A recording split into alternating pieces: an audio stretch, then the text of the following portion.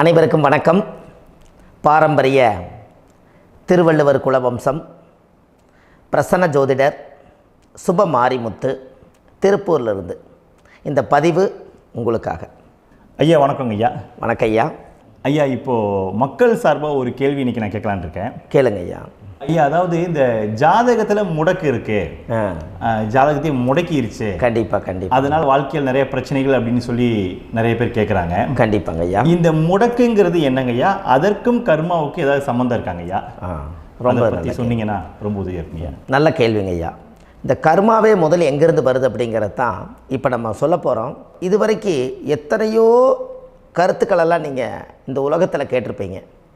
ஆனால் இந்த பதிவில் நீங்கள் பொறுமையோடு இந்த கருத்தை ஒரு இனிமையோடு நிதானமாக கேட்டிங்கன்னா உங்களுடைய ஊழ்வினை கர்மா எங்கிருந்து உருவாச்சு, இதனுடைய இந்த கர்மானால் நாம் என்ன கஷ்டப்படுறோம், நாம் இந்த பூமியில் பிறக்கிறதுக்கு என்ன வரம் வாங்கி வந்தோம், நம்ம பாவ புண்ணியமெல்லாம் ஜாதக கட்டத்தில் போய் எப்படி எடுக்கிறது, நம்மளுடைய தோஷம்னு சொல்கிறோமே அந்த தோஷம் எப்படி கிரியேட் ஆகுது, நம்ம இந்த பூமியில் பிறக்கும்போது கொண்டு வந்த கர்மாவா, இல்லை கடவுளே நம்மளுக்கு ஒரு தண்டனையாக கொடுத்த கர்மாவா, இல்லை நம்ம இந்த பூமிக்கு வந்ததுக்கு அப்புறம் செய்த கர்மாவா, இது எல்லாத்தையுமே நம்ம பொறுமையாக கேட்கணும்னா கண்டிப்பாக இந்த பதிவை நீங்கள் பொறுமையோடு கேளுங்க. உங்களுக்கு இதில் ஒரு பெரிய ஒரு ரகசியம் ஒன்று அடங்கியிருக்குது. அந்த ரகசியத்தை தான் இன்றைக்கி இந்த உலகத்துக்கு அரங்கேற்றம் பண்ணுறேன். இந்த முடக்கு நம்ம ஐயா கேட்டதில் ஒரு அற்புதமான ஒரு விஷயம் என்ன அப்படின்னு கேட்டிங்கன்னா, முடக்குங்கிறது அந்த காலத்தில் பெரிய திறமையை கட்டி போட்டு வச்சுட்டா நம்மனால் அது இயங்க முடியுமா? முடியாது இல்லைங்களா ஐயா? முடியாது. அப்போது அதே மாதிரி ஜாதக கட்டத்தில் நமக்கு வேண்டிய யோகத்தை கடவுளே நம்மளுக்கு நாம் செய்த பாவத்தினால அது முடக்கி வச்சிருச்சுன்னா அந்த பாவகத்தை அந்த ஜாதகர் அனுபவிக்க முடியுமா? அனுபவிக்க முடியாது. அப்போது அந்த அனுபவிக்க முடியாமல் வெளி உலகத்தில் போய் நம்ம தேடி போன பிறவியில் செய்த பாவத்தை இந்த பிறவியில் நீங்கள் தேடி கண்டுபிடிச்சி வாழ்க்கையில் நீங்கள் எப்போ மேலுக்கு வர்றது? அப்போது அந்த கர்மா 12 ராசி கட்டத்துக்குள்ள 27 நட்சத்திரத்தில் 9 கிரகங்களுக்குள்ள ஒரு பெரிய ஒரு ஆத்துமாத்துமான கர்மா, உங்கள் பூர்வ ஜென்ம கர்மா இதுக்குள்ளே எங்கேயோ ஒரு இடத்துல முடங்கியிருக்குது. இந்த முடக்க மட்டும் உங்கள் ஜாதகத்தில் நீங்கள் கண்டுபிடிச்சிட்டிங்கன்னா ஹைலைட்டாக வாழ்கிறதுக்கு, இந்த உலகத்தில் சுதந்திரமான வாழ்க்கை வாழ்கிறதுக்கு ஒரு மிகப்பெரிய பொக்கிஷம் உங்கள் ஜாதகத்துக்குள்ளேயே இருக்குது. அப்போது அந்த ஜாதகத்துக்குள்ளே நாம் போன பிறவியில் நம்ம கர்மா நாம் என்ன செய்திருப்போன்னு உங்களுக்குள்ளே பெரிய குழப்பம் இருக்கும். என்னங்க ஐயா, நீங்கள் என்ன கர்மா பண்ணிட்டு வந்தீங்க, நாம் போன பிறவியில் நம்ம யாரை ஒரு வதச்சோம், யாரை நம்ம மனசை புண்படுத்தினோம், நம்ம தாத்தாவுக்கு சோறு போட்டோமா, நம்ம பாட்டனுக்கு சோறு போட்டோமா, நம்ம முப்பாட்டனுக்கு சோறு போட்டோமா, நம்ம கொள்ளுப்பாட்டனுக்கு சோறு போட்டோமா, அப்போ நம்ம அப்பாவுக்கு நம்மளை பெற்றவருக்கு நம்ம சாப்பாடு கொடுத்தோமா, இவங்களுக்கெல்லாம் நம்ம சேவை பணிமடைகள் செஞ்சோமா, நம்மளுடைய உறவுகளுக்கெல்லாம் அரவணைச்சு போனோமா, நம்மளுடைய இந்த மாதிரி நாம் இரத்த சம்பந்த உறவுகளை இருந்து தான் இந்த உலகத்துக்கு நம்ம வெளியில் வந்திருப்போம். அப்போது வெளியில் நீங்கள் நிற்கிறீங்க, அப்படியே மேலே போய் பார்த்தீங்கன்னா ஒரு 7 தலைமுறையில் ஒவ்வொருத்தரும் செய்த கர்மாவெல்லாம் நம்ம பிளட்டு ரிலேட்டிவாக இப்போ நீங்கள் கரண்ட்டில் இருக்கிறவங்க கிட்ட தான் டெபாசிட் பண்ணியிருக்கோம். அப்போ இது தெரியாமல் நாம் ஜாதகத்துக்குள்ளே போய் தசாபுத்தி நல்லா தனுங்க இருக்குது, நான் ரொம்ப கஷ்டப்படுறேன், என் ஜாதகத்தில் போய் பார்த்தேன் எல்லா கிரகங்களும் நல்ல வலிமையாக இருக்குன்னு தான் சொன்னாங்க, ஆனால் இன்னும் என்னுடைய கடன் அடையலை, இன்னும் என்னோடய கர்ம தீர்ந்த மாதிரியே தெரியல, எனக்குள்ளே ஒரு தாட்டு என்னமோ நான் ஒரு பின்தங்கின வாழ்க்கையிலே வாழ்ந்துட்டுருக்கேன் அப்படின்னு நீங்கள் சொல்லும்போது, அப்போ இதையெல்லாம் தாண்டி ஒரு கர்மா உங்களுடைய ராசி கட்டத்துக்குள்ளே எங்கேயோ ஒரு பக்கத்தில் ரகசியமாக புதைஞ்சிருக்கு. அப்போது அந்த ரகசியமாக புதைஞ்சிக்கக்கூடிய அந்த முடக்கு தான் இன்றைக்கி இந்த உலகத்துக்குள்ளே நீங்கள் தெரிஞ்சுக்கக்கூடிய விஷயம். அப்போ அந்த முடக்குங்கிறது ஒன்று உண்மை. இந்த உலகத்துக்கு நம்மளை எல்லாத்துலேயும் நல்லா யோசிச்சு பாருங்கள். 12 ராசி கட்டம் இருக்குதுங்களா ஐயா? ஆமாங்க ஐயா. ஆனால் கிரகம் எத்தனை இருக்குதுங்க? 9 தான் இருக்குங்க ஐயா. ஆமாம், 12 ராசிக்கு 12 கட்டத்துக்கு 12 கிரகம் கொடுத்துருக்கலாமல்ல கடவுள். அப்போ ஏன் 3 கட்டத்தை மட்டும் எம்டி பண்ணி மீதி 9 கிரகத்தை வச்சுக்கிறாருன்னா, அப்போ நாம் செய்த 3 தலைமுறை கர்மாவுக்கு அது எந்த கட்டம் பிளாக் ஆகுதோ அந்த கட்டத்துக்குள்ளே ஏதோ ஒரு ரகசியம் இருக்கிறனால தானே எங்கேயோ ஒரு பக்கத்தில் நீங்கள் கண்டிப்பாக கர்மாவில் மாட்டுவீங்கிறது கடவுளே படைச்சு தானே இதை உருவாக்கியிருக்காரு. 12 ராசிக்கு 12 கட்டம் கொடுத்துருந்தா எங்கே நீங்கள் சுற்றி வந்தாலும் ஏதோ ஒரு வீட்டுக்குள்ளே போய் உட்காந்துக்கலாம். ஆனால் ஒரு வீடு சுத்தமாக இருக்குது, ஒரு வீட்டில் 4 கிரகம் இருக்குது, ஒரு வீட்டில் 3 கிரகம் இருக்குது, ஒரு வீட்டில் 5 கிரகம் இருக்குது, ஒரு 3 வீடு 4 வீடு காலியாக இருக்குது. அப்போ எங்கேயோ ஒரு ராசி கட்டத்துக்குள்ளேயே கடவுளுடைய கர்மா விளையாட்டு, அது ரகசிய விளையாட்டு தான். அப்போது இந்த இடத்துல தான் உங்கள் ஜாதகத்தில் முடக்கு இருக்குது. இந்த முடக்கை நீங்கள் எப்படியெல்லாம் அதை ஆராய்ச்சி பண்ணி கண்டுபிடிக்க முடியும் அப்படிங்கிற ஒரு விஷயத்தை தான் இன்றைக்கி நம்ம இந்த உலகத்துக்குள்ளே இதை நுழைக்க போகிறேன். இப்போ அப்பா செய்த பாவம்னு ஒன்று இருக்குமில்லங்க ஐயா, நம்ம அறியாத வயசில் தெரியாதில்ல, அப்பா செய்த பாவம்னு இருக்கும். அப்பாவுடைய சொத்து பிள்ளைக்குத்தானா, அப்பாவுடைய பாவம் பிள்ளைக்குத்தானே, என்னங்க ஐயா? சரி, அப்போ தாத்தா இருக்கிறாரு, தாத்தாவுடைய கர்மா உயிர் எங்கே எழுதி வைக்கிறாருங்க? அப்போது மகனை விட்டுறாரு. அப்போ தாத்தா மாதிரியே முகம் இருக்குது, தாத்தா மாதிரியே அவருடைய நடை உடை பாவனை இருக்குது, அவர் தாத்தாவுடைய ஜீனு தான் அப்படின்னு இவர் சொல்லும்போது, அப்போ தாத்தாவுடைய சொத்து பேரனுக்கு சொந்தம்னா தாத்தாவுடைய பாவம் எங்கே போகுங்க? Very good. அப்போ அப்போது இந்த கர்மா எப்படி டிரான்ஸ்ஃபர் ஆகுதுன்னு உங்களுக்கு தெரியுதா? அப்போ நீங்கள் போன பிறவியில் அந்த தாத்தாவுடைய பேரனை நீங்கள் பிறக்கிறதுக்கு கர்மம் உங்களை செயல்பட வச்சுருக்குது. அதனால் நீங்கள் தாத்தாங்கிறீங்க. அதனால் அந்த கௌரவமாக எங்கள் தாத்தா சம்பாரித்த சொத்து நான் தான் அனுபவிக்கணுங்கிற விதியை நீங்கள் உருவாக்கிறீங்க. அப்போது இந்த ஜாதகத்தில் அந்த ஊழ்வினை தோஷந்தான் ஏதோ ஒரு வழியில் உங்களை கர்மாவை செயல்படுத்துது. அதனால தான் இந்த ஜாதகத்தில் எந்த ஒரு முடக்கை எடுக்கிறதா இருந்தாலும் சூரியன் என்ற நட்சத்திரம் எதுவோ அந்த நட்சத்திரத்துக்கு எந்த வீடு முடக்காகுதோ அங்கே தான் உங்களுடைய கர்மா ஒளிஞ்சிருக்கும். இதுதான் உங்களுடைய பெரிய ஒரு பொக்கிஷமான ரகசியம். சரிங்க ஐயா, இப்போ இதில் நவகிரகங்கள் 9 இருக்கும்போது ஏன் சூரியனை மட்டும் நம்ம இதில் எடுத்துக்கணும்னு நீங்கள் சொல்கிறீங்க? நல்ல கேள்விங்க ஐயா. நீங்கள் கேட்டீங்க பார்த்தீங்களா, 9 நவகிரகம் இருக்கும்போது சூரியனை மட்டும், அந்த சூரியன் என்ற நட்சத்திரம் பிறக்கும்போது அந்த வீடு மட்டும் முடக்காகுன்னு நீங்கள் கேட்டீங்க இல்லையா? இதுதான் அற்புதமான கேள்வி. ஏன் அப்படின்னு கேட்டிங்கன்னா, சூரியன் அப்பாவோட உயிர் கரு போய் அம்மாவுடைய பனிக்கூடத்தில் கர்ப்பத்தில் வச்சு 10 மாதம் 300 நாள் சுமந்து நீங்கள் இந்த பூமிக்கு வெளியில் வரும்போது நீங்கள் என்ன பாவத்தை இவங்க விதைச்சாங்களோ அந்த கர்மாவை வாங்கிட்டு தான் நீங்கள் வெளியில் பிரசவமாகறீங்க. இதுதானே? அப்போ சூரியன் என்ற நட்சத்திரம், அந்த சூரியனுங்கிறது உயிர் கருவல்லவா, அப்பாவுடைய உயிரணுக்கள் அம்மாவுடைய கருவிக்குள்ளே போய் நாம் குழந்தை வடிவத்தில் இருந்து 300 நாள் பாவ உன்னித்த பதிவில் ஏட்டு எழுதி ஒரு ஜாதகத்தை கையில் கொடுத்து பிறந்த உடனே உங்களுக்கு ஒரு ஏட்டை பெரட்டி நீ இப்படித்தான் விதி, இனிமேல் இப்படித்தான் நீ வாழணும்னு சொல்லி உங்கள் கர்மாவை நீங்கள் கர்மாவோடு தானே வெளியில் பிறக்கிறீங்க. அப்போ சூரியன் என்ற நட்சத்திரம் தானே இந்த உலகத்துக்கு ஒரு பெரிய ஒரு மகத்துவம். இப்போ பாருங்கள், விடிய வரைக்கும் நம்ம முழிச்சிட்ருக்குறோம், காலையில் சூரிய உதயமானால் அவங்கவுங்க செயல்படுறோம். மீதி எல்லா கிரகங்களுக்குமே வெளிச்சத்தை கொடுக்கக்கூடிய சக்தி சூரியனுடைய பிம்ப ஒளிக்குத்தானே உண்டு, என்னங்க ஐயா? அதனால தான் மேசத்து உச்ச வீடுன்னு சொல்லி மேசத்தை உச்சம்னு சொல்லி சூரிய உச்சத்தை அங்கே தான் வச்சாங்க. அப்போது அந்த காலச்சக்கரத்துக்கு 5ஆம் இடம் பூர்வ புண்ணியஸ்தானத்தில் போய் சிம்மத்தில் கொண்டு போய் சூரியனை ஆட்சி வீடுன்னு வச்சாங்க. அப்போது சூரியனில் இருந்து தான் அந்த மையப்புள்ளி உருவாகுது. அப்போ உங்களுடைய ஜாதகத்தில் அந்த சூரியனாகப்பட்டவர் பிறக்கும்போது நீங்கள் உங்கள் ஜாதகத்தை நீங்கள் எடுத்துக்கங்க ஐயா. நீங்கள் இன்றைக்கே போய் கதவை திறந்து உங்கள் பெட்டியை திறந்து பீர்வாவுக்குள்ளே உங்களுடைய ஜாதகம் இருக்குது, அந்த ஜாதகத்தை எடுத்து ஜோதிடர்கிட்டையே நீங்கள் சந்தேகம் கேட்குறக்கு முன்பு நீங்களே உங்களுடைய கர்ம பற்றி தெரிஞ்சுக்கிறதுக்கு இந்த பதிவில் உங்களுக்கு ஒரு ரகசியத்தை சொல்லித்தரேன். உங்கள் ஜாதகத்தில் இப்போ இது வரைக்கும் ராசி கட்டத்தை நீங்கள் பார்த்துருப்பீங்க, ஆனால் பாதசாரம்னு ஒன்று இருக்கும் இல்லைங்களா? ராசிக்கு பாதசாரம்னு ஒன்று இருக்கும். சூரியன் என்ன நட்சத்திரத்தில் இருக்குது, சந்திரன் என்ன நட்சத்திரத்தில் இருக்குது, செவ்வாய் என்ன நட்சத்திரத்தில் இருக்குது, புதன் என்ன நட்சத்திர காலில் நிற்குது, இதெல்லாமே அந்த சாரம் இல்லாத ஜோதிடம் சோரம் போய்விடும். அதனால் அந்த சாரத்தில் நிற்கிது பார்த்தீங்களா கிரகம், அதில் இப்போ நீங்கள் உங்களுடைய ராசி கட்டத்தை ஓப்பன் பண்ணுங்கள். இதில் ராசி கட்டத்தில் சூரியன் என்ற நட்சத்திரம்னு ஒன்று இருக்கும் இல்லைங்களா? அது எதுவாக வேணாலும் இருந்துட்டு போட்டோம். அந்த நட்சத்திரம் தான் நீங்கள் பிறக்கும்போது தாயுடைய கருவறைக்குள்ள கரு உருவான நட்சத்திரமே அதுதான். புரிஞ்சுங்களா ஐயா?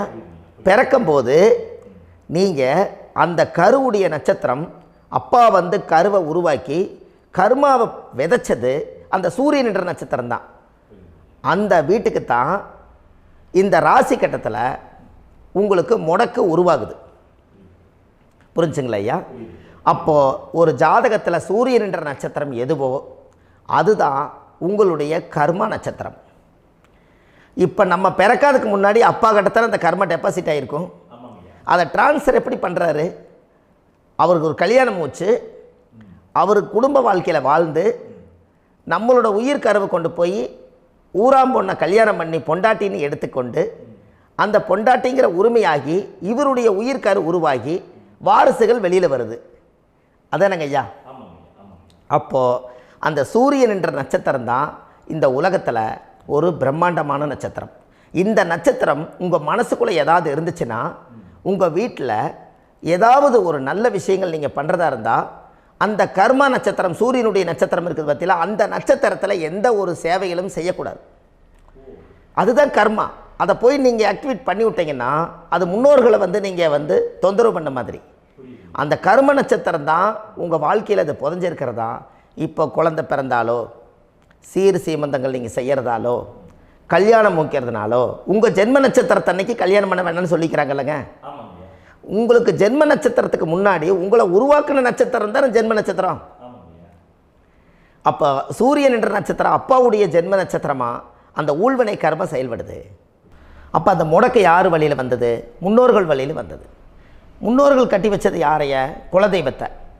அப்போ அந்த குலதெய்வத்தை போய் சாமிக்கு போய் வீடு வாசல்லாம் வலித்து குலதெய்வத்தை போய் தேங்காய் பழம் பூ மாலை கல்கண்டு வாங்கி அர்ச்சனை பண்ணி ஒரு அன்னதானம் ஒன்று பண்ணிவிட்டு சாமிக்கு பொங்கல் வச்சு நைவேத்தியம் பண்ணிவிட்டு உங்கள் ஜாதகத்தை வச்சு பூஜை பண்ணிவிட்டு வாங்க. அதுக்கப்புறம் தான் உங்கள் கர்மாவை கண்டுபிடிக்கிறதுக்கு வழியே பிறக்கும்.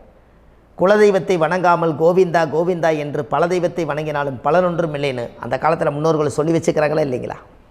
அதனால் கண்டிப்பாக அதை கண்டுபிடிச்சி நீங்கள் அதுக்கு ஒரு நைவேத்தியம் பண்ணால் மட்டும்தான் முதல்ல உங்கள் 5ஆம் பாவம் முன்னோர்கள் அது வேலை செய்யும். குலதெய்வ ஆலயத்துக்கு போயிட்டு வாங்க.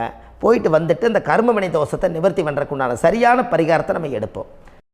அப்போது உண்மையாலுமே ஒரு ராசி கட்டத்துக்குள்ளே இந்த மாதிரி ஒரு அந்த கர்ம தோஷம் இருப்பதனால இந்த கர்மா தோஷத்துக்கு அந்த முடக்க தோஷங்கிறத நீங்கள் எடுத்து அதை கண்டுபிடிச்சி அந்த சூரியன் என்ற நட்சத்திரம் எந்த ராசி கட்டத்தில் போய் முடக்காயிருக்குதோ அந்த முடக்கு எந்த பாவகம் வந்து நம்மளுக்கு லாக் ஆகிருக்குதோ அந்த பாவகத்துக்கு உண்டான பரிகாரங்கள் அதுக்குரிய ஸ்தலங்கள் அந்த கோவில்களில் போய் சுவாமிக்கு தேங்காய் பழம் பூமாலை கல்கண்டு வாங்கி அர்ச்சனை பண்ணி நீங்கள் அந்த கோவிலுக்குள்ளே போய் உட்காந்து சாமி கும்பிட்டு வந்தீங்கன்னா உங்களுடைய ஜாதகத்தில் இருக்கக்கூடிய அந்த முடக்கு தோசை நீங்கி வாழ்க்கையில் நீங்கள் எதை சாதிக்க வந்தீங்களோ அந்த சாதனையை நீங்கள் சாதிச்சிட்ருப்பீங்க.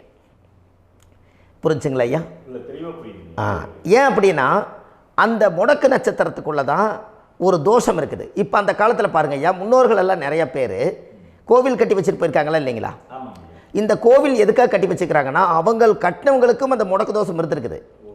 ராஜாக்கள் இருந்திருக்குது, மன்னர்கள் காலத்தில் இருந்திருக்குது, ஜமீன்தார் காலத்தில் இருந்திருக்குது. இப்போ அவங்களுடைய அமைப்புகள் எல்லாமே முன்னோர்கள் என்னமோ அறியாமல் தெரியாத தன்னடக்கம் இல்லாத ஒரு கர்மாவை இவங்க செஞ்சிட்டாலும் அதுக்குரிய பரிகார ஸ்தலங்களை கொண்டு போய் அந்த காலத்திலே ஜாதகம் பார்த்து நம்ம வந்து முன்னோர்களுடைய பாவத்தை நாம் செய்த பாவத்தையும் தீர்த்துட்டு நமக்கு கீழே அடுத்த சந்ததிகள் அடுத்த தலைமுறைகள் வந்தாலும் இந்த கோவில்களுக்கு வந்து விளக்கு போட்டு சாமி கும்பிட்டு இந்த மண்ணை மிதிச்சிட்டு போனால் அன்னையோடு அந்த கர்மா தீருங்கிறது அந்த காலத்திலேயே முடக்க தோஷ பரிகாரத்தை கோவில் வழியில் அந்த காலத்தை திசை திருப்பி வச்சுருக்காங்க. அப்போ நீங்கள் கோவிலுக்கு போகாமல் கண்டிப்பாக இந்த பரிகாரத்தை நீங்கள் உடைக்க முடியாது. ஏன் உடைக்க முடியாதுன்னா இப்போ நீங்கள் எத்தனை வருஷம் வாழ்கிறீங்க ஐயா? 120 வருஷமே வச்சுக்கோங்க. சூரியன் திசை 6 வருஷம், சந்திரன் திசை 10 வருஷம், செவ்வாய் திசை 7 வருஷம், ராகு திசை 18 வருஷம், குரு திசை 16 வருஷம், சனி திசை 19 வருஷம், புதன் திசை 17 வருஷம், கேது திசை 7 வருஷம், சுக்கிரன் திசை 20 வருஷம். இப்போ நான் சொன்ன டோட்டலெல்லாம் கூட்டிங்கன்னா 120 வருஷம் வரும். இது ஒரு மனிதர் பிறந்து பூரண ஆயுளோடு வாழ்ந்தால் இந்த 120 வருஷம் வாழ்ந்தால் அவர் இந்த பூலோக பதவி விட்டு சிவலோக பதவி போயிடுவார். அதுக்கு பேர் தான் பூரண ஆயுள் என்று பொருள். அப்போ இந்த பூரண ஆயுளை வாழ்ந்தவருக்கு 120 வருஷம். கோயில் எத்தனை வருஷம் வாழுதுங்க ஐயா? கோயில் பழங்காலத்து கோயிலெல்லாம் எத்தனை வருஷம் வாழுதுங்க? 12 வருஷத்துக்கு கும்பாபிஷேகம். அது ஓகே, அது பரவாயில்ல. 12 வருஷத்துக்கு ஒருக்கா பழசை புதுப்பிச்சு கும்பாபிஷேகம் பண்ணி மறுபடியும் அதுக்கு பவர் ஊட்டி சக்தி ஊட்டி அதுக்கு உருவேற்றுறாங்க. நான் சொல்கிறது கோயில் 5000 வருஷம் 4000 வருஷம் பெரிய பெரிய சித்தர்கள், மகான்கள், ரிஷிமார்கள், யோகிகள், சித்தர்கள் இவங்களெல்லாம் போய் கோவில்லையே சிவனையும் பெருமாளையும் வழிபாடு பட்டுட்டு கோவில்லையே ஒரு ஓரத்தில் ஜீவசமாதி ஆயிட்டாங்கன்னு பழைய கால கோயிலில் சித்தர்கள் குடியிருக்காங்களா இல்லைங்களா? இருக்காங்கல்லங்க ஐயா. அப்போது நாம் 120 வருஷம் வாழ்கிறோம், கோவில் 5000 வருஷம் வாழுது. எங்கே சக்தி அதிகமாக இருக்குன்னு சொல்லுங்க? கோவிலில் தாங்க ஐயா. கோயில் தான், அதில் ஒன்றும் மாற்றம் இல்லைங்களே. கோயில் தாங்க. அப்போ கோவிலில் தான் அந்த சக்தி இருக்குதுன்னு நீங்கள் சொல்கிறீங்க. அப்போ உங்களுடைய கர்மாவை உடைக்கிறதுக்கு 120 வருஷம் பெருசா 5000 வருஷம் பெருசான்னு சொல்லுங்கள்? 5000 தாங்க. அப்போ 5000 வருஷம் உள்ள அலைகள் எத்தனை அந்த சிவனுக்கு இப்போ சிவன் கோயிலே உங்களுக்கு முடக்கு தோஷத்துக்கு ஒரு கோயில் வருதுன்னு வச்சுக்கோங்க. அந்த கோவிலில் எத்தனை முடக்குகளுக்கு உண்டான கோவில்கள், எத்தனை பழங்களை ஊற்றி சாமிக்கு அபிஷேகம் பண்ணியிருப்பாங்க, எத்தனை பால் கூட ஊற்றிருப்பாங்க, பன்னீர், தேன், இளநீ, மஞ்சள் நீர், திருமஞ்சனம், அபிஷேகம், பொங்கல், நைவேத்தியம் இத்தனையும் செஞ்சு அந்த சிவனை சிவனாக பார்த்து அந்த கருவறைக்குள்ள ஒரு கிராணங்கள் வரும்போதும் கூட பாதுகாப்பு பண்ணி வச்சு நல்ல சக்தியோடு அந்த கருவறையை புத்தியோடு அவங்க வேலை செஞ்சு அந்த காலத்தில் வச்சுருக்காங்களா இல்லைங்களா?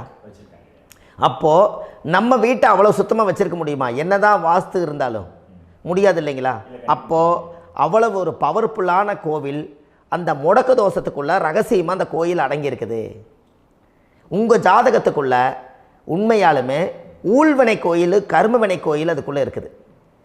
அந்த ஜாதகத்தை கணிச்சு பார்த்தா கரெக்டாக உங்களுடைய ஜாதகத்தில் அப்பாவுடைய கருவறையிலேருந்து உயிர் உருவாகிற நேரத்தில் இருந்து இப்போ வரைக்கும் நீங்கள் கரண்ட்டில் வாழ வரைக்கும் அந்த கர்ம கூட வர்றதை ஒரே ஒரு இடத்துல போனால் மட்டும்தான் விட்டுட்டு வர முடியும். அது எந்த வீடு அப்படின்னு கேட்டால் உங்களுக்கு அப்பாவுடைய கர்மா வழியில் போய் அந்த கோவில் பழையகால கோயில், பழையகால தெய்வங்கள், அந்த கோவில் தான் உங்கள் ஜாதகத்துக்குள்ள ரகசியமாக இருக்கும். அது ஏன் இந்த பதிவில் உங்களால் சொல்ல முடியாது அப்படின்னா, இந்த பதிவில் ஏன் உங்க சொல்ல முடியாதுன்னா உங்கள் ஜாதகம் தெரியாமல் என்ன கோயிலை நீங்கள் சொல்லுவீங்க? இப்போ பொதுவாக ஒரு நட்சத்திரத்துக்கு ஏதோ ஒரு கோவிலை அவங்க சொல்லி நீங்கள் போயிட்டு வர்றீங்கன்னு வச்சுக்கோங்க. ஆனால் அது வேலை செய்யலைன்னா நம்மளுக்கு என்னங்க இவ்வளோ கஷ்டப்பட்டு போய் அதை பலனடையிலேன்னு கேள்வி கேட்டக்கூடாது. உங்கள் ஜாதகத்தை நீங்கள் கொண்டாங்க, உங்கள் டேட் ஆஃப் பர்த் டயத்தை போட்டு ஜாதகத்தை கணிச்சு நீங்கள் சூரியன் என்ற நட்சத்திரத்துக்கு உங்களுடைய கர்மவினை கோவில் யார், உங்களுடைய முடக்கு யார், ஊழ்வனை தோஷத்துக்கு உண்டானவர் யார், தாய் வழி கர்மா யார், தந்தை வழி கர்மா எது, நீங்கள் பிறக்கும்போது வந்த கர்மா என்ன, இது எல்லாம் கணிக்காமல் பொதுவாக ஒரு கோயிலில் போய் நீங்கள் பாட்டுக்கு சாமி கும்பிட்டு வந்தால் பலன் எப்படி கிடைக்கும்? கண்டிப்பாக கிடைக்காதுங்க ஐயா. என்னங்க ஐயா? அது தெரிஞ்சு பண்ணாதான் சரியா? ஒரு டாக்டர்கிட்ட போகிறீங்க, என்னை அப்படியே ஸ்கேன் பண்ணி ஒரே ஒரு மாத்திரை கொடுங்கன்னு கேட்டால் டாக்டர் கொடுப்பாருங்களா? அவர் என்ன பிரச்சனை இருக்குதோ அதை முதல்ல கண்டுபிடிச்சி ஸ்கேன் பண்ணி பார்த்து ரிப்போர்ட் எடுத்து அது மூலியமாக தான் கொஞ்சம் எடுத்து ஐயா உங்களுக்கு இந்த பிரச்சனை, இதுக்கு தீர்வுக்கு இதுக்குண்டான மெடிசன், இது இப்படித்தான் சாப்பிடணும்னு அது முறையாக சொல்லி அந்த உயிர் வாழ வைக்கிறாரு டாக்டர். அவர் ஒரு தெய்வ வடிவத்தில். கரெக்டுங்களா ஐயா? அப்போ உங்களோட கர்மா எங்கே செயல்படுது அப்படின்னா, இந்த முடக்க நீங்கள் இந்த பதிவில் தெரிஞ்சுக்கங்க. அதுக்குரிய நட்சத்திரம் என்னன்னு தெரிஞ்சு வச்சுங்க. உங்கள் ஜாதகத்தில் சூரியன் என்ற நட்சத்திரத்தை எடுத்துக்கங்க. அந்த வீட்டுக்கு முடக்க இந்த பதிவில் எந்த வீடு லாக் ஆகிருக்குதுங்கிறத நான் உங்களுக்கு இந்த வீட்டில் சொல்கிறேன். அந்த வீட்டு நீங்கள் பாருங்கள், உங்களுடைய லக்கணத்துக்கு அது எந்த வீடு. இப்போ லக்கணத்துக்கு ஒரு 7வது வீடுன்னே வச்சுக்கோங்க. அப்போ லக்கணத்துக்கு 7வது வீடே முடக்கு. அப்படி ஒரு முடக்கு ஆகிப்போச்சுன்னா ஒரு ஜாதகத்தில் லக்கணம் தான் 1, 7ஆம் இடம்ங்கிறது மனைவி ஸ்தானம். ஒரு ஆணுடைய ஜாதகத்துக்கு 7ஆம் இடம் தான் மனைவி. அவருக்கு நல்ல மனைவி அமையாமல் ஆடம்பரம் இருந்தும் வீடு அரண்மனை மாதிரி இருந்தும் அந்த மனைவியை ஒரு சந்தோஷமாக அவர் அனுபவிக்க முடியாது. புரிஞ்சுங்களா ஐயா? சந்தோஷமாக அனுபவிக்க முடியாது. ஏன் அப்படி? 7ஆம் இடத்துல தான் அவரோட கர்மா உட்கார்ந்துருக்குது. கரெக்டாக சொன்னீங்க. 7ஆம் இடத்துல தான் அந்த கர்மா உட்கார்ந்துருக்குது. அப்போ அந்த 7ஆம் இடத்துல இருக்கக்கூடிய அந்த கர்மா போன பிறவியில் நீ மனைவிக்கு சோறு போடாமல் மனைவியை கட்டி வச்சு அடிக்கிறதும், மனைவியை துன்புறுத்துறதும், அந்த மனைவி இருக்கவே இன்னொரு வாழ்க்கைக்குள்ளே போகிறதும், இங்கே வாழ வேண்டிய தாம்பத்திய சந்தோஷத்தை கொண்டு போய் இன்னொரு இடத்துல கொடுக்கறதும், தெரிஞ்சிருந்தே நம்மளுடைய மனசுக்குள்ளே திருடுத்தனமாக வாழ்கிறதும், இது எல்லா கர்மாவும் போன பிறவியில் நாம் செய்த ஊழ்வினை கர்மா தான் உங்கள் ஜாதகத்தில் 7ஆம் இடம் முடக்கு. அப்போ அந்த 7ஆம் இடம் முடக்கா இருந்துச்சுன்னா கண்டிப்பாக உங்கள் ஜாதகத்தில் நீங்கள் என்ன அனுபவிச்சிட முடியும்? நல்ல நண்பர்கள் கிடைக்க மாட்டாங்க, நல்ல ஒரு பார்ட்னர்ஷிப் அமையாது, நல்ல ஒரு நட்பு வட்டங்களில் எதையும் அனுபவிக்க விடாது, ஒரு அங்கீகாரமான உறவுகளில் போய் நம்ம ஸ்ட்ராங்காக நிற்க முடியாது. 7ஆம் இடம் என்பது தாம்பத்திய வாழ்க்கை, பூர்த்தி இல்லாத வாழ்க்கையாக இருக்கும். இப்படியெல்லாம் அந்த ஜாதகத்தில் ஒரு பொதுவாக ஒரு ஜாதகத்தில் 7ஆம் பாவம் முடக்காயிட்டால் இந்த கர்மாவை அவர் அனுபவிச்சுக்கிட்டே இருப்பார். இது எப்போத்தான் அதுக்கு ஒரு தீர்வு வேணுங்கய்யா? அந்த கோயில் எதுன்னு நீங்கள் கரெக்டாக சொன்னீங்க. இப்போ இது மனிதனால் செயல்படுது. மனிதர்கள் தான் கோயிலை கட்டி வச்சாங்க. தெய்வத்தை விட ஒரு காலத்தில் மனிதர்களுக்கு மகிமை ஜாஸ்தி. ஏன்னா சாதாரண ஒரு மண் பூமியாக இருந்த இடத்த மனிதர்கள் தான் கோயில் கட்டி ஒரு மகிமைப்படுத்தி புண்ணியம் பண்ணி வச்சாங்க. மனிதர்களுக்கு சக்தி அதிகம்தான், ஆனால் பிரபஞ்சத்துக்கு அதை விட சக்தி அதிகம் அல்லவா? ஐயா, நீங்கள் கோவிலுக்கு போய் அந்த கர்மா உடைக்கிறதுக்கு கோவிலில் சக்தி இருக்குது, ரைட்டு. ஆனால் நம்ம வீட்டுக்கும் கோயிலுக்கும் ஒரு மிகப்பெரிய தொடர்பு என்னென்னா, அந்த கோயில் கட்டுறவங்க எல்லாமே பழைய காலத்து கோயிலெல்லாம் பாருங்கள், பஞ்சபூதத்தை வச்சு கட்டியிருப்பாங்க. பஞ்சபூதத்தை வச்சு தான் கட்டுவாங்க கோயில். அது உங்களுக்கு தெரியணும் இல்லைங்களா? பஞ்சபூதம்னா நீர், நெருப்பு, காற்று, பூமி, ஆகாயம். இந்த பஞ்சபூதத்தினுடைய சக்திகள் எல்லாம் ஒரே நேர்கோட்டுக்கு என்னைக்கு வருதோ அன்னைக்கு தான் அந்த கோவிலுடைய பாலக்கால் போட்டு 1000-2000 வருஷம் நிலச்சி நிற்கிறது. காரணம், இந்த பிரபஞ்சத்தில் பஞ்சபூதம் எப்படி நிலச்சி நிற்குதோ அதுபோல் 5000 வருஷம் நிற்கிறதுக்கு அந்த பஞ்சபூத சக்தி வச்சு தான் சாமி சிலையை பிரதிஷ்டை பண்ணி வச்சுருப்பாங்க. அதனால தான் இந்த கோயில்கள் எல்லாம் 5000 வருஷமாயும் எத்தனையோ கிராணங்களை எல்லாம் தப்பிச்சிருக்கிறதுக்கு காரணம். அப்பேற்பட்ட புண்ணிய ஸ்தலம் உங்களுக்கு எதுன்னு தெரியணும் அல்லவா? என்னங்க ஐயா? அப்பேற்பட்ட புண்ணிய ஸ்தலம் உங்களுக்கு எதுன்னு தெரிஞ்சால் தானே நீங்கள் போய் செய்ய முடியும், இல்லாட்டி கண்டிப்பாக தெரியாது. அப்போ இந்த முடக்கு தோஷத்தை கடவுள்கிட்ட கொண்டு போய் ஒப்படைக்கணும். நாம் பிறக்கும் போது கொண்டு வந்த கர்மாவை நாம் இருக்கும் காலத்தில் கொண்டு போய் இந்த கர்மாவை சுத்தப்படுத்தி, நீங்கள் பாவ ஆத்மாவை இந்த பூமியில் பிறந்து பூலோகத்தில் எல்லா புண்ணியத்தையும் செஞ்சுட்டு இந்த பூலோகத்தை விட்டு நீங்கள் போகும்போது புனித ஆத்மாவாக போகணுன்னா உங்கள் கர்மாவை கொண்டுட்டு போகாதீங்க, கர்மாவை நிவர்த்தி செய்யுங்க. என்னங்க ஐயா? அப்போ கர்மாவை சுத்தப்படுத்துங்க. கர்மாவை சுத்தப்படுத்திட்டு உங்களுக்கு பிறக்கிற குழந்தைகளுக்கு அந்த கர்மாவை டிரான்ஸ்ஃபர் பண்ணாமல் உங்களோட நில் பண்ணுங்க. ஒரு உதாரணம் சொல்லட்டுங்களா ஐயா? ஒரு காந்தம் ஒன்று இருக்குது இல்லைங்களா? ஒரு காந்தம்ங்கிறது ஒரு தாத்தாவாக வச்சுக்கோங்க. ஒரு இரும்பை கொண்டு போய் வச்சா ஒட்டு மோட்டாதா? அப்போ ஒட்டுனோடனே காந்தம்ங்கிறது தாத்தா, அவருக்கு பிறந்த வாரிசுக்கு அந்த கர்ம டிரான்ஸ்ஃபர் ஆயிருமா? சரி, இன்னொரு இரும்பை கொண்டு போய் வைங்க, ஒட்டு மோட்டாதா? அப்போ அது பேரனுக்கு வைங்க, பேரனுக்கு வந்துருச்சு அந்த கர்மா. இன்னொரு இரும்பை கொண்டு போய் வைங்க, அந்த காந்தத்துக்கு நேர் இன்னொன்று வைங்க, ஒட்டு மோட்டாதா? அப்போ அதை கொண்டு போய் நம்ம கொள்ளு பேரனுக்கு வைங்க. இப்படியே டிரான்ஸ்ஃபர் ஆகி தலைமுறையாக இந்த கர்மா தொடர்ந்துக்கிட்டே இருக்குது. இந்த இடத்துல கொண்டு போய் காந்தத்துக்கு இரும்பு ஒட்டிகிட்டே இருக்குதுல்ல, இந்த இடத்துல ஒரு மரக்கட்டை செஞ்சு கொண்டு போய் கரெக்டாக வச்சுக்கினே போட்டுமா? அந்த மரக்கட்டையை கொண்டு போய் வைக்கிறவர் யார்? மரக்கட்டை வச்சுட்டு அடுத்த வாரிசு புனிதமாக பிறந்துட்டு அந்த மேலே இருக்கிற கர்மாலாம் இந்த அடுத்த இதுக்கு வராதில்ல. இதுதாங்க ஐயா கர்மா. தொடர்ந்து வரக்கூடிய கர்மாவை அதை நில் பண்ணணுங்கிறதுக்கு பேர் தான் இந்த உதாரணத்தை சொன்னவங்களுக்கு. அப்போ நாம் இந்த பூலோகத்தில் நம்ம ஒரு தாயுடைய கருவறையில் இருந்து தொப்புள் கொடி அறுக்கும் நேரம் நாம் என்ன கர்மாவை வாங்கி வந்திருந்தாலும் அதையெல்லாம் ஆராய்ச்சி செய்து ஜாதகத்தில் முழுமையாக கண்டுபிடிச்சி ஒரு காலம் இல்லைனாலும் ஒரு காலம் நம்ம நல்லா இருக்கிறதுக்காக, நம்ம வாரிசுகள் எல்லாம் நலமடைஞ்சு வளமடைஞ்சு வர்றதுக்காக இந்த கர்மா தோஷத்தை கரெக்டாக கண்டுபிடிச்சி சரியான கோவிலுக்கு போய் நீங்கள் கர்மாவை நிவர்த்தி பண்ணி அங்கே பூஜை புனஸ்தானங்கள், சகசரநாம பூஜைகள், ஓமங்கள், வழிபாடுகள் இதெல்லாம் நீங்கள் செஞ்சு உங்களுடைய பாவத்தை எல்லாம் கழித்து உங்கள் ஜாதகத்தவே யோகமாக மாற்ற முடியும். கண்டிப்பாக மாற்ற முடியும். ஏன்னா நம்ம யாரை நம்பி செய்கிறோம்? சரியான கடவுள்கிட்ட வழிகாமிக்க போகிறோம். அப்போ கடவுள் பொய்யாயிருவாரா? ஐயா, நம்ம அதாவது அந்த காலத்தை சொல்லுவாங்க, சத்தியுள்ள சாமி கும்பிட்டு புத்தி உள்ள உள்ளே பெக்கணும்னு சொன்னாங்க. 16 வதபதன்னு பெக்கலை, எல்லாம் அறிவோடு பெற்றாங்க. அதனால் எல்லாமே தாய் தந்தைகள் பேச்சை கேட்டாங்க. அன்றைக்கி எல்லாருமே தாய் தந்தைகளுக்கு தூணாக நின்னாங்க. அப்போ அந்த காலத்தில் சத்தியுள்ள சாமி கும்பிட்டு புத்தி உள்ள உள்ளே பெக்கணும்னு சொல்லி அன்றைக்கி அறிவோடு பெற்று இந்த கர்மாவை ஆளுக்கு ஒரு கர்மாவை டிரான்ஸ்ஃபரை பிரித்து எல்லாரும் சுத்தப்படுத்தினாங்க. இன்றைக்கி நம்ம ஒரு குழந்தை 2 குழந்தை பெற்று வச்சுருக்கோம். அவங்களுக்கே இவ்வளவு கர்மா வந்துருச்சுன்னா இந்த குழந்தைகளுக்கு என்னைக்கு இந்த கர்மாவை போய் கண்டுபிடிச்சி நீங்கள் எப்போ சரி பண்ணுவீங்கன்னு. அப்போ இந்த வாழ்க்கையில் ஏதோ ஒரு பிரபஞ்ச சக்தி நம்மளை அறியாமல் என்னமோ ஒரு இயக்கத்தில் கொண்டு போய் விட்டுருச்சுங்களா? அப்போ இனிமேலாவது இந்த கர்மாவில் இருந்து கண்டிப்பாக நம்ம நிவர்த்தி ஆகணும்னு சொன்னால் இந்த முடக்கு தோஷத்தை யாரெல்லாம் கண்டுபிடிச்சி இந்த ஊழ்வினை கர்மாவில் இருந்து நாம் கருவறையில் சுமக்கும் போது 10 மாதம் நீங்களாம் என்னென்ன நினச்சிருப்பீங்க? அதாவது கருவறைக்குள்ள கருப்பாக ஒரு பிண்டம் இடப்பக்கம் கிடக்கையில் இந்த பூமிக்கு வரும்போது நீங்கள் என்னென்ன நினச்சிருப்பீங்க? இந்த பிறந்ததுக்கு அப்புறம் வந்து தான் அம்மா தெரியுது, அப்பா தெரியுது, தாத்தா தெரியுது, பாட்டி தெரியுது, இந்த உலகத்தில் கண்கொள்ளாத காட்சிகள் எல்லாம் தெரியுது, எல்லாம் தெரியுது. ஆனால் 10 மாதம் உங்கள் வாழ்க்கையில் நீங்கள் இருக்கும்போது நீங்கள் என்னென்னலாம் நினச்சி இந்த பதிவில் இறைவன் கொடுத்தாரோ அதையெல்லாம் அனுபவிக்கத்தான் வந்தீங்க. அதுக்கு இடையில இருக்கிறதான கர்மா. இந்த ஒரு விஷயம் உங்களுக்கு கிடச்சிருச்சுன்னா நீங்கள் எல்லாருமே ராஜயோகமாக பிழைப்பீங்கள்ல. இதில் ஏழை பணக்கார யாரையுமே சொல்ல வரல. அவங்க பிறக்கும்போது புண்ணியத்தை பொறுத்து தான் போன ஜென்மத்தில் நம்ம என்ன புண்ணியங்கள் பண்ணி வச்சோமோ அந்த புண்ணியத்தில் இன்றைக்கி நல்லா வாழ்கிறாங்க. ஒருத்தர் கேட்டார், என் ஜாதகத்தில்ங்க எங்கூட படித்தவர் இடம் வாங்கிட்டார், வீடு வாசல் கட்டிட்டார், தொழில் பண்ணிட்டார், நல்லா இருக்கார், ஆனால் நான் இன்னும் அப்படியே தான் இருக்கிறேங்கன்னு ஒருத்தர் கேட்டார். அதுக்கு ஒரு கருத்து என்னென்னா, டேட் ஆஃப் பர்த் ஒன்று தான், டைம் ஒன்று தானே வச்சுக்கோங்க. அவங்க அப்பா செஞ்ச புண்ணியம் வேறு, நீங்கள் செஞ்ச பாவங்கள் வேறு. அவர் செஞ்ச புண்ணியத்தினால அவருக்கு எல்லாமே முன்னாடி கிடைக்குது. நீ கர்மாவெல்லாம் கழிச்சிட்டீங்கன்னா பின்னாடி கிடைக்க போகுது. இதில் மற்றவங்களை பற்றி வேற்றுமையாக நினைக்கிறதுல எந்த ஒரு இதுவுமே இல்லை. அப்போ ஒருத்தர் பார்த்து ஒருத்தர் வாழ வேண்டாம். உங்களுடைய சுய அறிவை வச்சு இந்த பூலோகத்தில் இந்த பூமியில் நீங்கள் 4 தெரிஞ்சு நல்ல விதமாக கற்றுக்கிட்டு இந்த உலகத்தில் சிறப்பாக வாழ கற்றுக்குங்க.